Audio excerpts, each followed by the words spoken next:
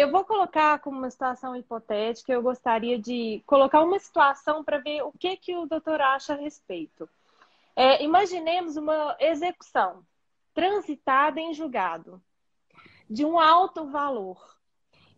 E após a execução, na fase de expedição de alvará, o juiz indeferia, vamos colocar que o juiz indefere a expedição, abre vista para outra parte com base no poder geral de cautela após um trânsito em julgado.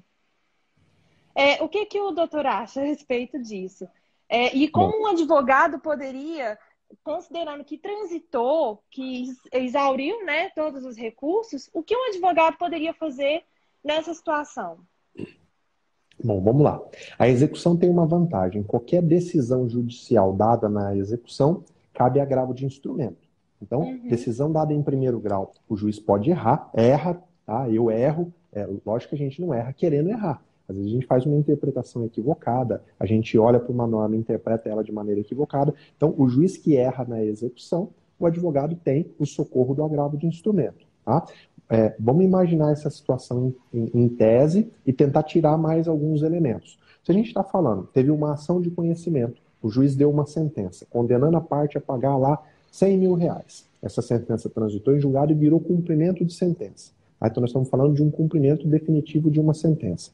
O valor... Doutor, Sim. vamos colocar, desculpa te interromper, que o valor já está depositado em juízo. Aí seria mesmo uma expedição de alvará para levantamento do valor já depositado nos autos. Vamos colocar que já passou por perícia, já houve tudo, Uhum. exauriu tudo, está transitado. E o Tá. valor nos autos?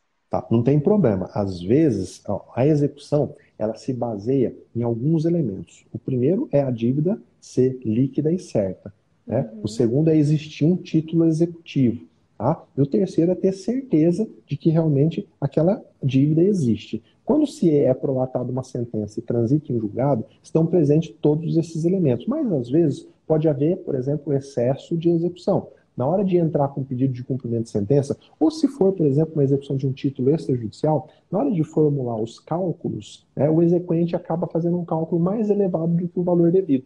Tá? Passa a ter um excesso de execução. Sempre quando há um excesso de execução, isso é uma matéria que o próprio juiz pode levantar de ofício. Tá? Então, falando em tese, existem algumas possibilidades, sim, em que o juiz, mesmo que lá na fase de expedição, pronto, agora o juiz identificou que a dívida, na verdade, o valor devia ser 10 mil, mas está se cobrando 11. Então tem 1.000 de excesso. O juiz pode, olha, não há título para cobrar esse excesso. Tá? Isso é uma matéria de ordem pública, porque o judiciário também não pode servir para que se cometam injustiça. Tá? É claro que compete ao executado levantar algumas questões, mas quando o juiz ele vislumbra o excesso de execução, por exemplo, o juiz pode levantar o braço e falar, De ó, tem ofício, excesso. Pode, ele pode fazer isso. Se for um mesmo caso após de o trânsito. mesmo após o trânsito. Ó, o Uhum. trânsito da sentença lá na ação de conhecimento é uma coisa. A ação de conhecimento falou, pague R$ 100.000. Aí o exequente vai dar início à execução. E ele Uhum. atualiza o cálculo e fala, olha, agora não são mais 100 mil, são 110 mil. E aí o executado é intimado, não impugna, o dinheiro é depositado. Na hora de levantar, o juiz fala, olha, na verdade não são 110, são 109, o cálculo está errado. O juiz pode, de ofício, apontar o excesso de execução. Porque o excesso Uhum. de execução significa que para esses R$ 1.000 de diferença não há título. Tá? Então, não há um Uhum. título que ampare aquele R$ 1.000 de excesso. Então, nesse caso específico, o juiz pode, tá? Não tem nenhum problema em ele levantar. Agora, não sei se é o caso em tese que nós estamos falando, tá? Mas o juiz Uhum. pode. É claro que isso não é comum, tá? Principalmente com a Uhum. quantidade de processos que a gente tem. O juiz não fica lá examinando o cálculo, ele confia na parte requerida. A parte requerida é a principal prejudicada. Se ela não falou nada, Uhum. geralmente o juiz levanta. Agora, é claro que a gente pode estar falando de uma situação, e se De não for valor isso, alto e o juiz de repente ficou, acho que inseguro mesmo é, por conta dos cálculos, né? exato. E se não for isso também, se for um equívoco do magistrado, agravo de instrumento. O juiz deu uma Então, decisão. Né? Agora, por exemplo, é, se o juiz dá uma decisão, ele não deu, na verdade, ele não decidiu, ele não falou se o cálculo está errado ou está certo, ele simplesmente manda manifestar a outra parte. A depender da manifestação da outra parte, ele vai decidir. Aí ele vai dizer, ó, tem excesso, não tem excesso. Pode levantar, não pode levantar. Dessa decisão dele, efetivamente, pode haver recurso, pode haver agravo do instrumento. Tá? Na execução, o agravo é aberto em todas as hipóteses. Pode falar. Após o trânsito, ainda assim caberia um agravo de instrumento. Das É uma decisões que o juiz situação dá na execução. após o trânsito. É uma situação muito complicada para o advogado, tendo em vista que é um valor muito alto, nesse caso que estamos, nessa hipótese que estamos discutindo, e pode também ser condenado em segunda instância. O advogado, né, da parte que está ali com o direito de levantar o valor, fica numa situação, uma saia justa. Vou agravar, posso ser condenada, né? E uma outra questão vamos imaginar que teve um alvará expedido pelo mesmo juiz, ele cancelou de ofício, ele vai e abre vista para outra parte, que obviamente não vai concordar com o levantamento. A parte é conveniente a ela continuar afirmando até o final do processo que aquele valor é excessivo.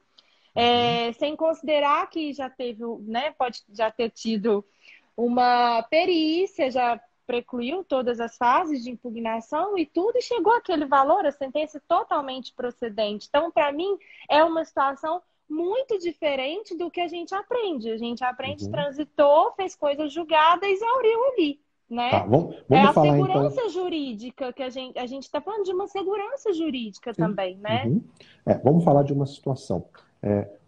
Até o momento em que é dada uma sentença, numa ação de conhecimento, transitou em julgado, não se mexe mais no que é devido. Agora, na atualização do valor, é uma coisa que acontece depois da sentença.